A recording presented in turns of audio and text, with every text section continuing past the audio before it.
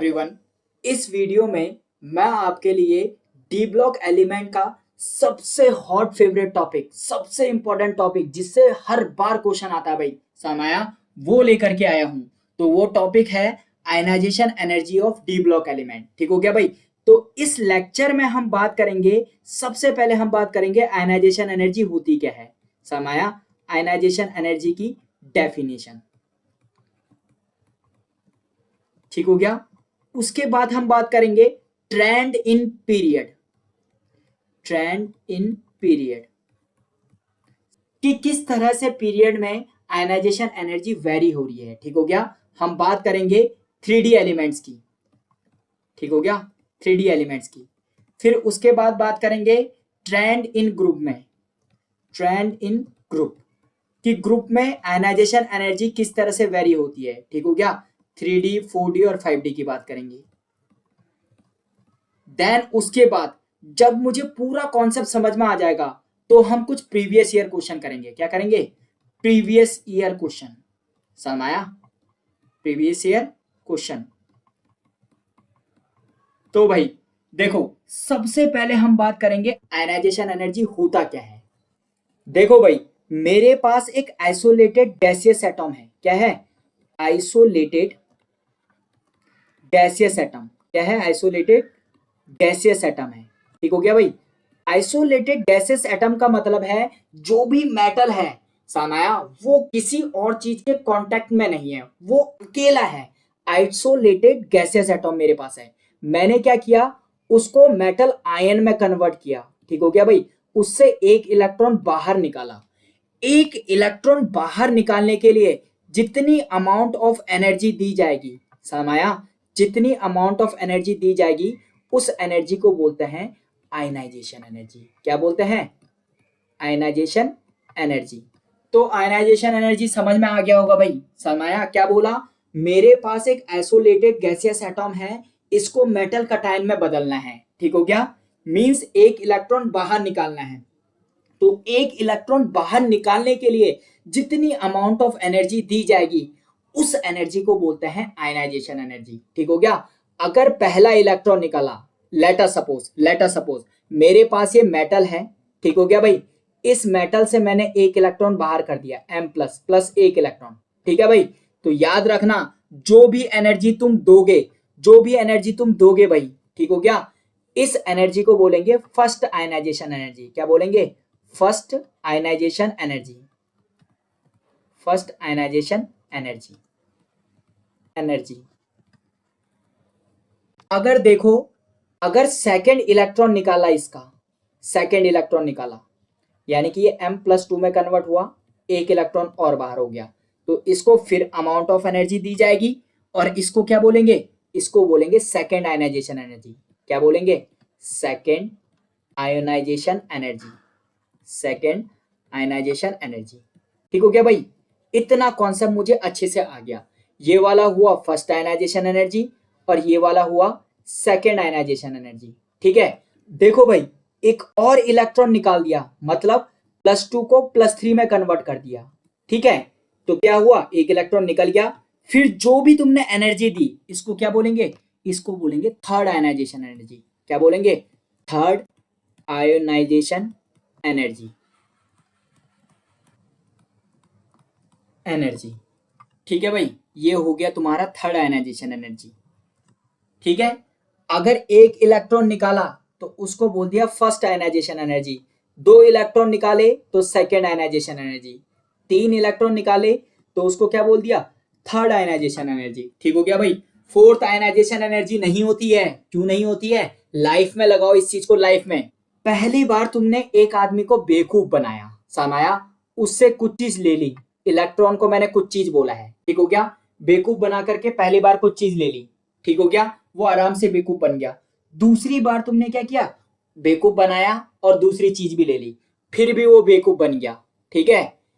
Let us suppose बड़ी मुश्किल से मना करके, मतलब मना दिया तुमने उसे भाई। ठीक हो गया। तीसरी बार भी बेवकूफ बना दिया।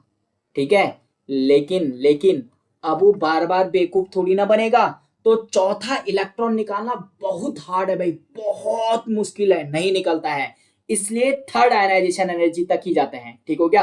पहली बार बेवकूफ बनाना आसान है, दूसरी बार थोड़ा कठिन और तीसरी बार बहुत कठिन है। ठीक हो गया। तो सिमिलरली अगर मैं बोलूंगा कहां पे इलेक्ट्रॉन निकालने के लिए आपको ज्यादा एनर्जी देनी पड़ेगी, तो जब थर्ड इलेक्ट्रॉन तीसरी बार बेवकूफ बना रहे हो ना, तो ज्यादा एनर्जी देनी पड़ेगी। ठीक हो गया भाई। तो ज्यादा बार उसको क्या करना पड़ेगा, मैनिपुलेट करना पड़ेगा, समझाना पड़ेगा। ठीक है। तो थर्ड आयनाइजेशन एनर्जी सबसे ज्यादा होती है, फिर सेकंड और फिर क्या आ जाएगा, फर्स्ट। पहली बार इलेक्ट्रॉन निकालने में कम एनर्जी दी जाती है, दूसरी बार थोड़ा और ज्यादा दी जाती है, और तीसरी बार बहुत ज्यादा एनर्जी दी जाती है भाई। ठीक हो गया। तो मैंने बताया first second third ionization energy में से थर्ड आयनाइजेशन एनर्जी जो है वो क्या होती है, सबसे ज्यादा होती है।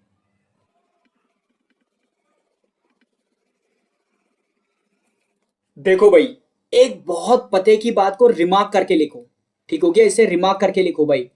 रिमार्क करके क्या लिखना है, किसी ने पूछा what is the relation between ionization energy, किसमें, आयोनाइजेशन एनर्जी और effective nuclear charge, Z effective बोल दिया, इन दोनों में क्या रिलेशन है। तो याद रखना, दोनों एक दूसरे के प्रोपोर्शनल होते हैं। मतलब अगर इफेक्टिव न्यूक्लियर चार्ज इंक्रीज हुआ तो आयनाइजेशन एनर्जी भी क्या हो जाएगी, इंक्रीज हो जाएगी। अरे भाई कैसे, इसको समझाओ, कैसे कैसे भाई। देखो देखो, मेरे पास एक एटम है, ठीक है, और उसके अंदर न्यूक्लियस है। अगर याद रखना, ये जो इलेक्ट्रॉन है ये न्यूक्लियस से बहुत अच्छी तरह से बंधे हो, इसका मतलब उसका इफेक्टिव न्यूक्लियर चार्ज क्या है, बहुत ज्यादा है। ठीक हो गया भाई। और आयनाइजेशन एनर्जी का मतलब इस इलेक्ट्रॉन को बाहर निकालना है, तो बाहर निकालने के लिए क्या करना पड़ेगा, बहुत एनर्जी देनी पड़ेगी। क्यों देनी पड़ेगी, क्योंकि वो न्यूक्लियस के साथ बहुत अच्छी तरह से बाइंड है भाई। ठीक हो गया। तो क्या बोला, क्या बोला, बोला कि अगर Z इफेक्टिव न्यूक्लियर चार्ज ज्यादा है तो आयनाइजेशन एनर्जी भी क्या हो जाएगी, ज्यादा हो जाएगी। क्या हो जाएगी, ज्यादा हो जाएगी। तो इस चीज को रिमार्क करके याद रख लो भाई। देखो भाई, इसके बाद हम क्या करेंगे, 3D सीरीज के एलिमेंट लेंगे और फिर हम बात करेंगे ट्रेंड इन पीरियड की। समझ आया कि हमने क्या लिया, 3D सीरीज के एलिमेंट लिए और पीरियड में गए तो किस तरह से आयनाइजेशन एनर्जी की वैल्यू में वेरिएशन हुआ। देखो भाई, मैं केवल फर्स्ट आयनाइजेशन एनर्जी की बात करूंगा। किसकी बात करूंगा, फर्स्ट आयनाइजेशन एनर्जी की बात करूंगा। याद रखना, अगर मेरे पास डी ब्लॉक एलिमेंट है, पी ब्लॉक एलिमेंट है और एस ब्लॉक एलिमेंट है, ठीक है, तो याद रखना first ionization energy of D block element is always greater than S block element. ठीक हो गया। But less than P block element. ठीक है भाई। तो क्या बोला, the first ionization energy of d block elements lie between s block and p block element। ठीक है, they are higher than those of s block element and lower than those of p block element। तो पहला point समझ में आ गया होगा कि जो फर्स्ट आयनाइजेशन एनर्जी है डी ब्लॉक एलिमेंट की वो क्या होती है, एस ब्लॉक वालों से ज्यादा होती है और पी ब्लॉक वालों से क्या होती है, कम होती है। ठीक है। अब देखो, अगर मैं पीरियड में चला आगे को, ठीक है, अगर मैं पीरियड में गया तो क्या होगा, आयनाइजेशन एनर्जी की वैल्यू क्या होगी, रेगुलरली क्या होगी, इंक्रीज होगी।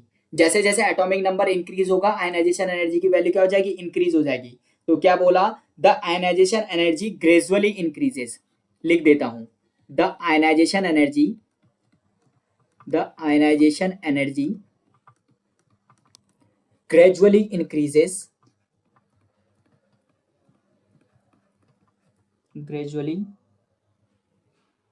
increases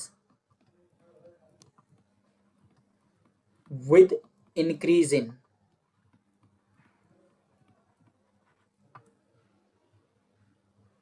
increase in atomic number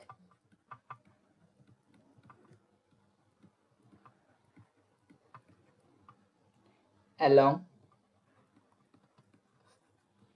a given transition series।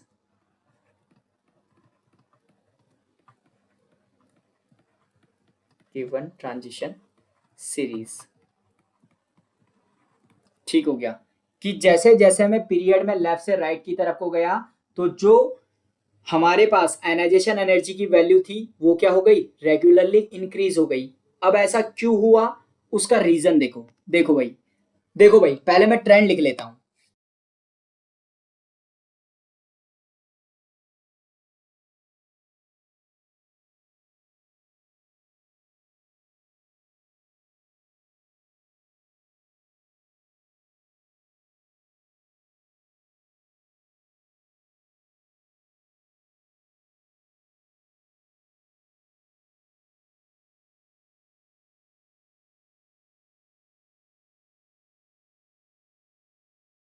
देखो भाई, जैसे मैं लेफ्ट से राइट की तरफ को गया, ठीक हो गया, जो आयनाइजेशन एनर्जी है वो क्या हो गया, वो रेगुलरली क्या कर रही है, वो रेगुलरली इंक्रीज कर रही है भाई। क्या कर रही है, इंक्रीज कर रही है। क्यों इंक्रीज कर रही है, क्योंकि इफेक्टिव न्यूक्लियर चार्ज बढ़ रहा है।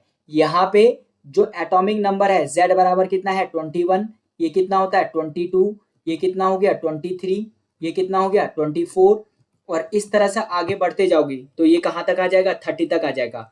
इसका मतलब जो एक्स्ट्रा इलेक्ट्रॉन है, ठीक हो गया, यहाँ पे क्या होता है 3D और 4s होता है ना, ये 2 ये 1, ठीक है। जो एक्स्ट्रा इलेक्ट्रॉन है वो किस में भर रहा है, सेम सेल में भर रहा है। जैसे 2 इलेक्ट्रॉन यहाँ पे हो गए, अगले वाले में क्या आएगा, तीसरा इलेक्ट्रॉन भी इसी सेल में आएगा। जो इलेक्ट्रॉन है वो तो सेम सेल में आ रहा है 3D में, नंबर ऑफ सेल इंक्रीज नहीं हो रहा है, बस इंक्रीज हो रहा है इफेक्टिव न्यूक्लियर चार्ज। तो effective nuclear charge regularly increase हो रहा है, जिसकी वजह से ये जो आयनाइजेशन एनर्जी है वो क्या हो रही है, ग्रेजुअली इंक्रीज हो रही है। ठीक हो गया, 631 से वैल्यू कहां तक पहुंच गई, 905 तक। ठीक हो गया, बीच में एक आध वैल्यू ऊपर नीचे हुई है लेकिन कोई दिक्कत नहीं है, ये एक इंक्रीजिंग ट्रेंड माना जा सकता है। ठीक हो गया भाई, और इसका रीजन क्या है, इफेक्टिव न्यूक्लियर चार्ज क्या हो रहा है, रेगुलरली इंक्रीज हो रहा है। ठीक हो गया भाई, तो मैंने क्या बोला, जैसे ही मैं लेफ्ट से राइट की तरफ को जाऊंगा इफेक्टिव न्यूक्लियर चार्ज बढ़ेगा, जिसकी वजह से आयनाइजेशन एनर्जी की वैल्यू क्या हो जाएगी, इंक्रीज हो जाएगी। ठीक है, ज्यादा एनर्जी देनी पड़ेगी ताकि इलेक्ट्रॉन बाहर निकल जाए। देखो भाई, एक बात मैंने बहुत इंपॉर्टेंट बात ऑब्जर्व की यहां पर से, ठीक हो गया, उसको समझा देता हूं, एडवांस में ये चीजें आ सकती है। देखो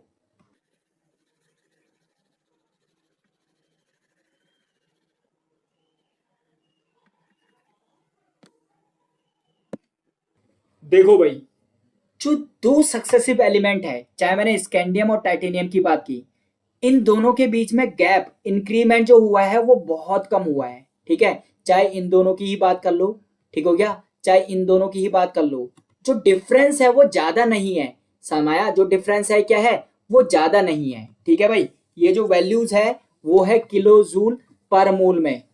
ठीक है, लेकिन अगर मैं एस और पी ब्लॉक एलिमेंट की बात करता हूं, ठीक हो गया, एक एलिमेंट से दूसरे एलिमेंट में जाने पर वहां पे जो वैल्यूज होती है वो क्या होती है, बहुत ज्यादा डिफर कर जाती है। चलो देखो भाई, लिखा देता हूं एक ट्रेंड।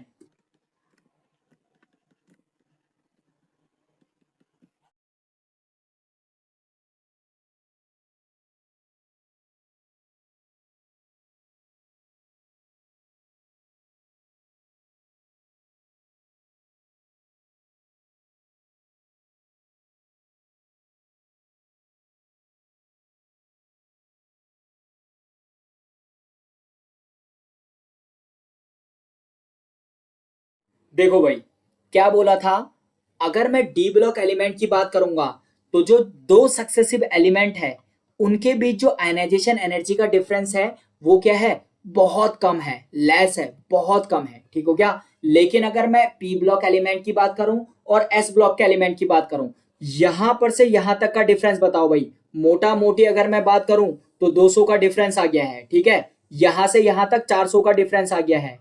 ठीक है भाई, और अगर मैं यहां से यहां तक जाऊं तो लगभग 300 350 का डिफरेंस आ गया है। ठीक हो गया भाई, तो याद रखना यहां पे क्या है, यहाँ पे 2 3 4 5 इतने का ही डिफरेंस आ रहा है, मैक्सिमम 50 का डिफरेंस, बस इससे ज्यादा नहीं आ रहा है। ठीक हो गया भाई, तो इसका रीजन क्या है, याद रखना भाई, ऐसा क्या है कि अगर मैं एस ब्लॉक और पी ब्लॉक की बात करूं और दो सक्सेसिव एलिमेंट की बात करूं तो उनमें जो आयनाइजेशन एनर्जी का डिफरेंस है वो काफी ज्यादा है भाई, compare to D block element. इसका रीजन क्या है, इसका रीजन है स्क्रीनिंग। क्या है, स्क्रीनिंग। देखो भाई, क्यों रीजन है, देखो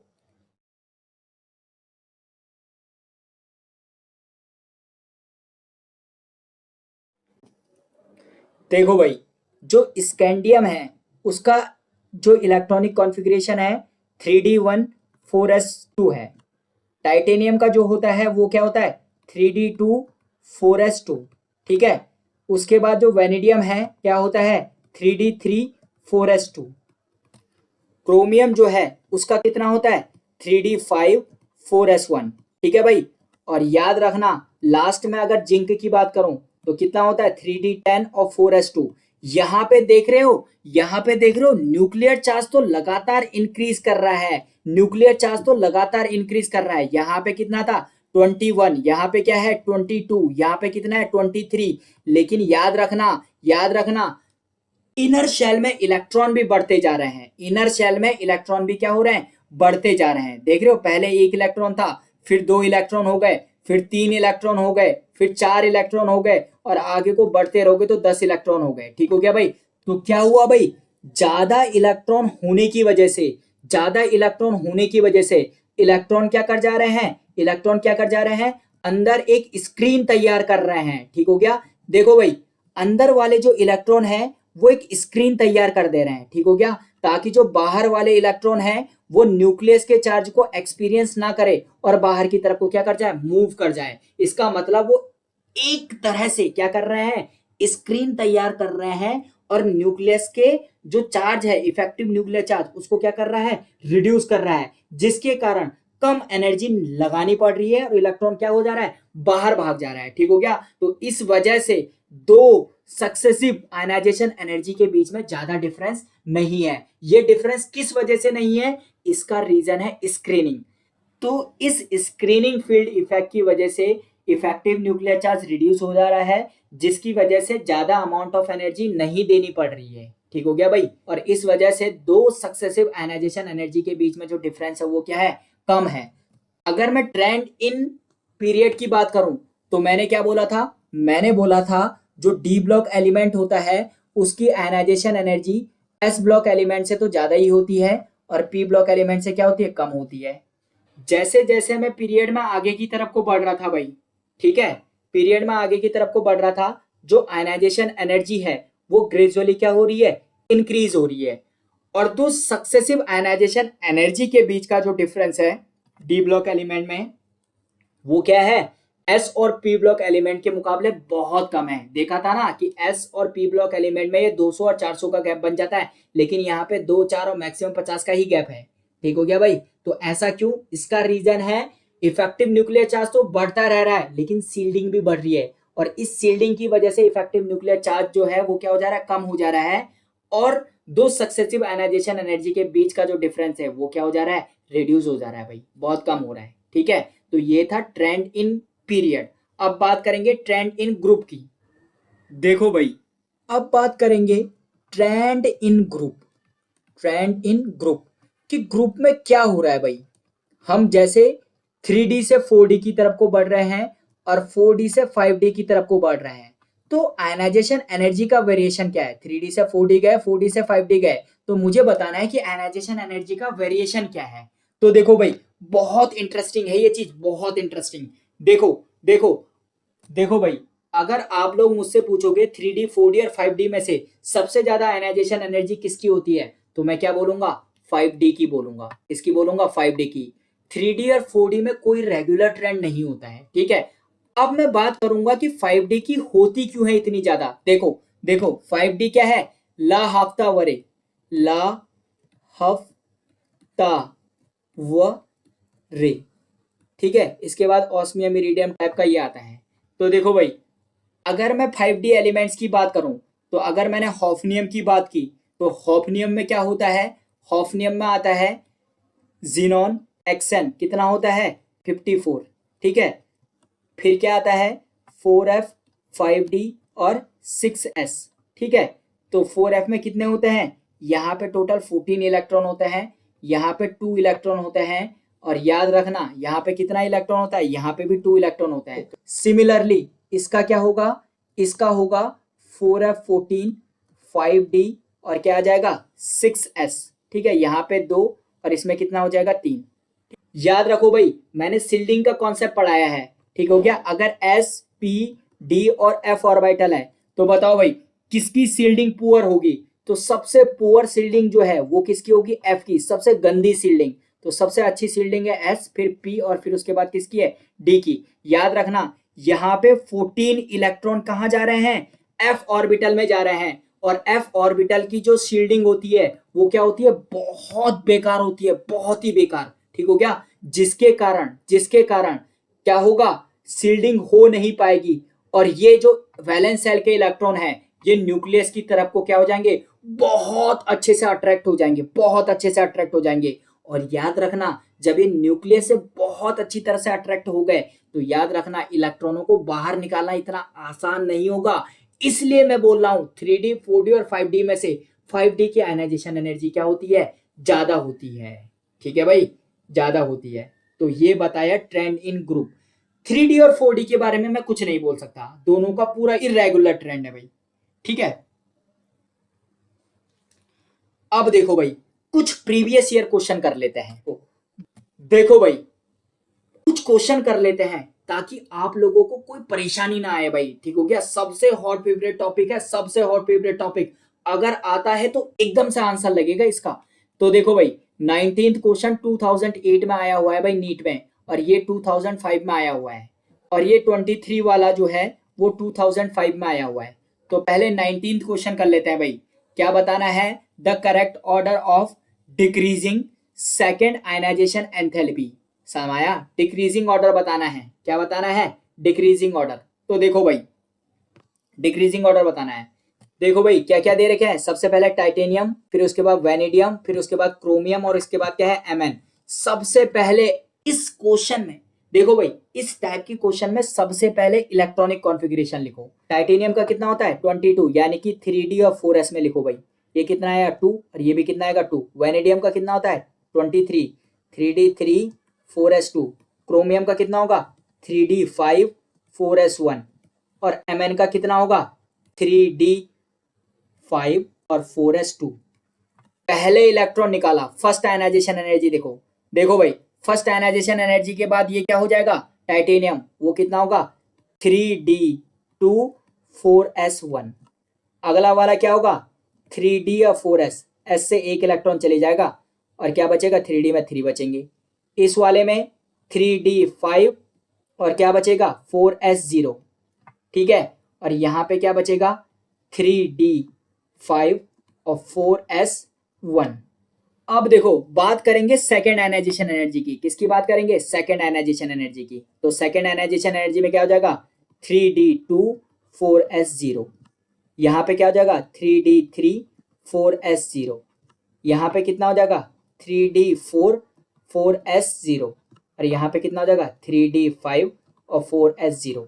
देखो भाई देखो, अब मुझे पता है अगर मैं पीरियड में जाता हूँ लेफ्ट से राइट तो जो आयनाइजेशन एनर्जी है वो क्या होती है, ग्रेजुअली इंक्रीज होती है। ठीक हो क्या, लेकिन यहाँ पे देखो भाई 3D5 है समाया, कंप्लीटली हाफ फील्ड ऑर्बिटल है। और अब बाहु ने बोला था कंप्लीटली हाफ फील्ड जो ऑर्बिटल होते हैं वो क्या होते हैं, काफी स्टेबल होते हैं। स्टेबल का मतलब क्या है, जो उनके इलेक्ट्रॉन है वो क्या होते हैं, न्यूक्लियस से बहुत अच्छी तरह बाइंड होते हैं भाई। क्या होते हैं, बहुत अच्छी तरह बाइंड होते हैं, इसलिए उनको निकालना आसान नहीं है। और यहां देखना भाई, यहां से जैसी एक इलेक्ट्रॉन निकला इसने क्या कर दिया, स्टेबल कॉन्फ़िगरेशन ले लिया 3D5। ठीक हो गया, तो यहाँ पे एक इलेक्ट्रॉन बहुत जल्दी निकल जाएगा, क्योंकि इस वाले इलेक्ट्रॉन के रिमूवल के बाद क्या हो जा रहा है, ये कंप्लीटली हाफ फील्ड हो जा रहा है। ठीक हो गया, तो याद रखना अगर मैं बात करूंगा क्रोमियम और Mn की, तो कहां पे इलेक्ट्रॉन आसानी से निकलेगा, Mn में इलेक्ट्रॉन आसानी से निकलेगा। याद रखना क्रोमियम के मुकाबले क्रोमियम में क्या है, completely half field D orbital है, इसलिए इलेक्ट्रॉन निकालने के लिए क्या करना पड़ेगा, ज्यादा एनर्जी देनी पड़ेगी। तो जनरल ट्रेंड क्या बोला था, ग्रुप में जाने पे क्या होना चाहिए, इंक्रीज होना चाहिए। इस तरह से ट्रेंड आएगा, लेकिन याद रखना Mn से ज्यादा आसानी से इलेक्ट्रॉन निकल सकता है।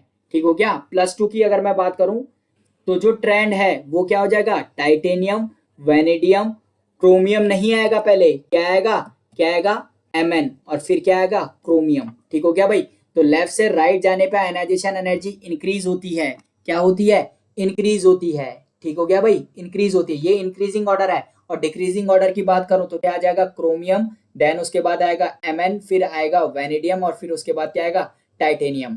तो जो ऑप्शन ए है वो एग्जैक्टली ठीक हो गया भाई, ऑप्शन ए जो है वो एग्जैक्टली ठीक हो गया है। याद रखना कभी भी आयनाइजेशन एनर्जी का कॉन्सेप्ट आएगा तो देख लेना, अगर कंप्लीटली हाफ फील्ड ऑर्बिटल या कंप्लीटली फुल फील्ड ऑर्बिटल हो तो उससे इलेक्ट्रॉन निकालना आसान नहीं होता है। ठीक हो गया, और कहीं इलेक्ट्रॉन हट करके रिमूव हो करके completely half field D orbital बना रहे हो तो याद रखना वहां पे इलेक्ट्रॉन आसानी से निकल जाता है। इसका मतलब उनकी आयनाइजेशन एनर्जी जो है वो क्या हो जाती है, डिक्रीज हो जाती है।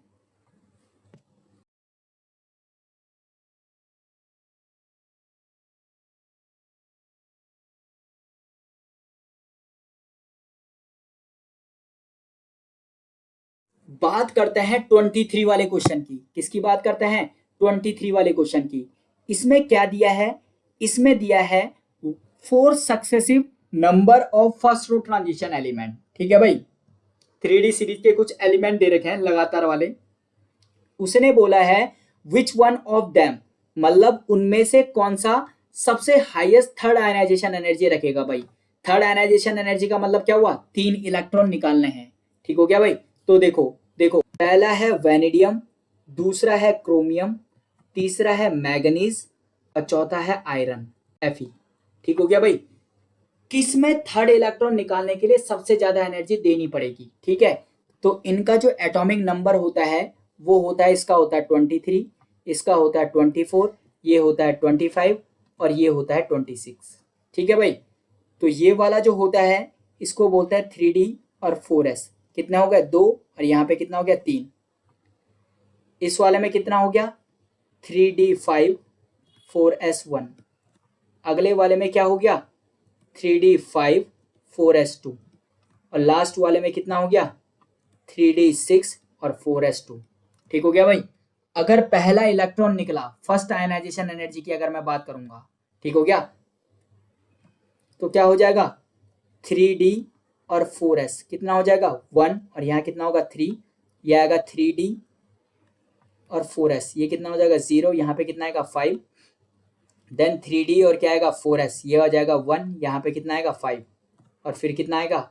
3D और 4s, ये कितना आ जाएगा? 1 और ये हो जाएगा 6। अगर सेकेंड आयनाइजेशन एनर्जी की बात करूंगा तो सेकेंड आयनाइजेशन एनर्जी में क्या हो जाएगा? 3D और 4s, 3D 4s, 3D और 4s, 3D और क्या आ जाएगा? 4s। बताओ भाई, ये इलेक्ट्रॉन निकला तो यहाँ से 0 हो गया, ये कितना है? 3। यहाँ से क्या आ जाएगा? 0 और यहाँ पे कितना हो जाएगा? 4। यहाँ पे कितना आ जाएगा? 0। यहाँ पे कितना हो जाएगा? 5। यहाँ पे कितना आ जाएगा? 0। यहाँ पे कितना हो जाएगा? 6। बताओ भाई, बताओ। अब एक और इलेक्ट्रॉन निकालना है, एक और इलेक्ट्रॉन निकालना है भाई। ठीक हो गया। थर्ड आयनाइजेशन एनर्जी की बात कर रहा हूं, तो क्या हो जाएगा? 3D 4s, 3D 4s, 3D 4s और 3D और 4s। एक इलेक्ट्रॉन निकालने के बाद यहाँ पे 0, यहाँ पे 2 हो जा रहा है, यहाँ पे 0, यहाँ पे 3 हो जा रहा है, यहाँ पे 0, यहाँ पे कितना हो जा रहा है? 4 और यहाँ पे क्या हो जा रहा है? 0, यहाँ पे कितना हो जा रहा है? 5। ठीक है भाई। याद रखना, याद रखना, लेफ्ट से राइट जाने पे जो आयनाइजेशन एनर्जी है वो इंक्रीज होती है। ठीक हो गया। मतलब वेनेडियम से क्रोमियम जा रहे हैं तो आयनाइजेशन एनर्जी इंक्रीज कर रही होगी, क्रोमियम से Mn जा रहे होंगे तो आयनाइजेशन एनर्जी इंक्रीज कर रही होगी, और Mn से Fe जा रहे होंगे तो आयनाइजेशन एनर्जी इंक्रीज कर रही होगी। ठीक हो गया। सीधा सा ट्रेंड तो ऐसा होना चाहिए, लेकिन कभी हाफ फील्ड ऑर्बिटल बन जाते हैं जिसके कारण वो काफी स्टेबल हो जाते हैं और ज्यादा अमाउंट ऑफ एनर्जी क्या होती है? रिक्वायर्ड होती है, और जो ट्रेंड हो जाता है वो क्या हो जाता है? चेंज। ठीक है। तो ये वाला था तुम्हारा वेनेडियम। ठीक है। अगला वाला था तुम्हारा क्या? क्रोमियम। तो देखो भाई, यहां पर से एक इलेक्ट्रॉन निकाला है तो ये 2 बन गया है, ज्यादा चेंज नहीं आ रहा है, इफेक्टिव न्यूक्लियर चार्ज इंक्रीज है तो क्रोमियम का ज्यादा होगा। ठीक हो गया भाई।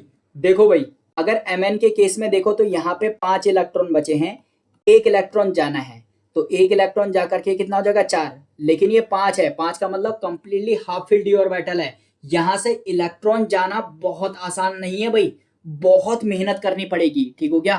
क्रोमियम से तो इसका ज्यादा ही हो गया, लेकिन यहाँ पे देखना, अगले वाले में देखो, यहाँ पे कितने इलेक्ट्रॉन है? 6। जब एक इलेक्ट्रॉन भागेगा थर्ड आयनाइजेशन एनर्जी के लिए तो क्या हो जाएगा? 5 हो जाएगा। इसका मतलब स्टेबल बनेगा। पहले ये अनस्टेबल था और अब स्टेबल बन रहा है, तो एक इलेक्ट्रॉन निकालना आसान हो जाएगा।